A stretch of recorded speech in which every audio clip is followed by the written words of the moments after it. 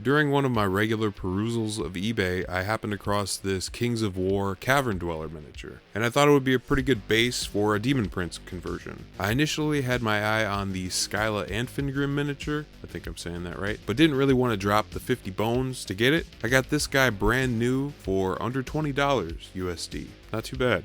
I mentioned Skyla Anfingrim because part of the concept for this Demon Prince was going to be inspired by Hellboy, and I wanted to give him a right hand of doom power fist sort of a situation. It makes a bit more sense on a big red ape than this guy. But I changed my mind a bunch on this and it sort of evolves into something else. Just a little bit of context. While I could have harvested a large power fist from a Hellbrute kit, I didn't really want to drop the money on getting that and then end up with it being the wrong size and just not looking right. So I thought, it wouldn't be too hard to sculpt a hand, right? Nobody ever complains about how difficult it is to sculpt hands. But first things first, this dude's forearms look like Tyler Breeze's boots, so I have to cut those away from the muscular upper arm. I repositioned the right arm so it's pointed straight down. I wanted to make like the fist hitting the ground and then cracking the earth below it. Superhero landing! I'll have to sculpt over these gaps at some point, but that's fine. I use a small piece of square wooden dowel to sculpt the hand on, and I quickly abandoned trying to use some super sculpey firm that I haven't used in like 5 years, and switched over to epoxy sculpt. I pre-made these very rectangular fingers and I let them cure on this cooking pan, thinking they'd be easy to remove from that pan. Minimal damage. And then the idea was to just glue those onto the hand to make a fist.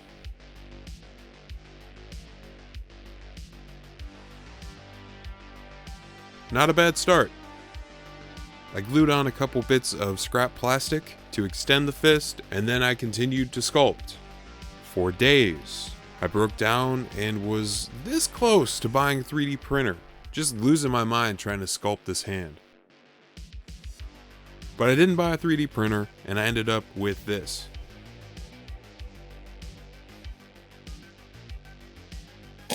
Subscribe!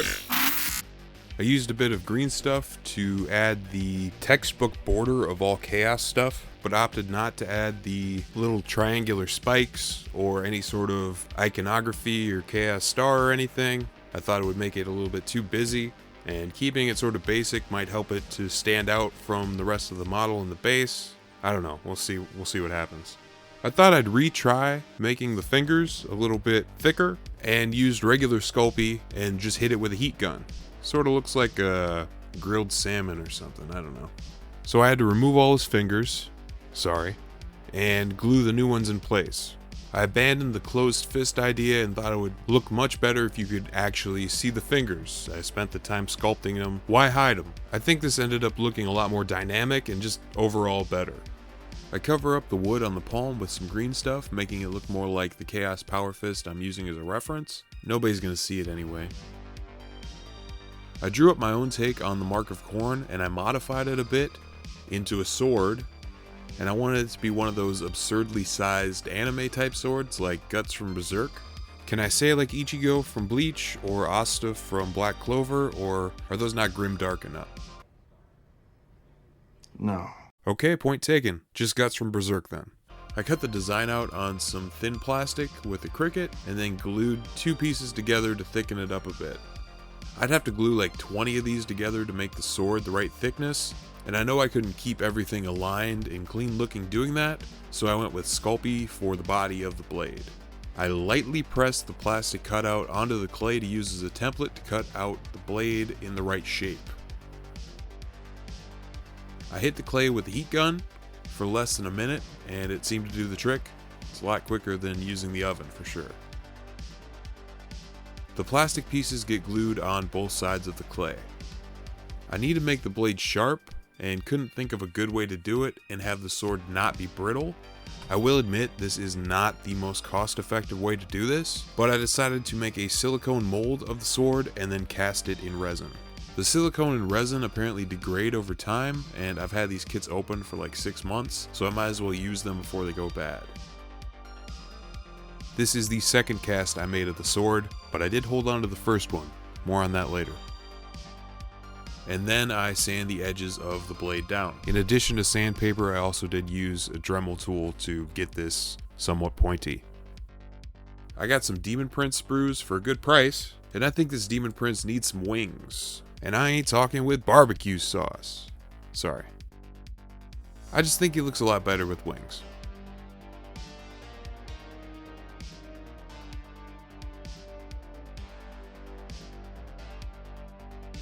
I cut up the legs at the joints and reposed them so they're a bit more visible from behind the power fist. I didn't get very good footage of that, so I'll just jump forward a bit. I rolled out some thin lines of green stuff, then flattened them out with a silicone shaper. And once those are cured, I wrap and glue them around the thighs, because if you've watched my Nurgle Daemon Prince video, hint hint, you'd know I don't like armor that isn't attached to the body somehow. So I glue on the leg straps and a belt of sorts and give the Daemon Prince some leg armor and a tabard.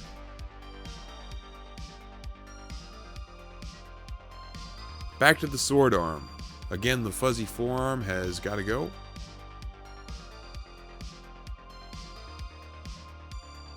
And I replace it with the open-handed Daemon Prince arm, which I had to heat up the hand to close it, which was a pain. The arm is looking rough, but I'll fix that up with some epoxy sculpt, and I'll also clean up some of the gaps I made.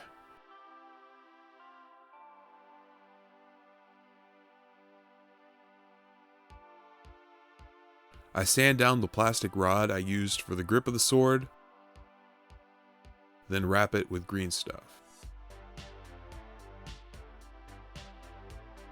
I added a random chaos bit as the pommel of the sword just to add a bit more visual interest, I guess.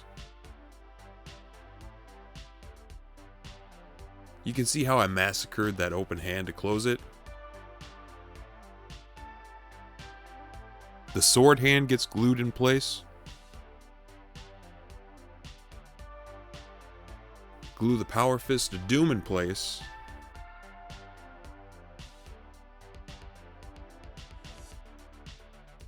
And the whole thing gets glued onto my cork and construction sand base. The sword is basically the same size as a regular Daemon Prince sword, but it's too wide and therefore looks kind of small to me. So let's ruin it. I've got my first casting of the sword where the guard had a huge bubble in it, but the blade turned out great. So a bit of chopping, or really going back and forth on it with force, and I add an extension piece to the blade with a bit of paper clip and super glue.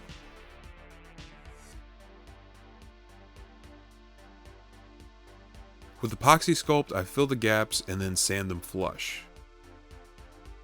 It wasn't seamless, so I added some battle damage to it. Not perfect, but passable. That cork base was looking pretty bare. Not enough skulls. 40 or 50 of them? Yeah, that looks a lot better. Alright, that's it, y'all. Did it end up looking too much like a regular Daemon Prince? I don't know, maybe. What do you think? I'm really proud of the work I put in on this one, even though it took forever to do.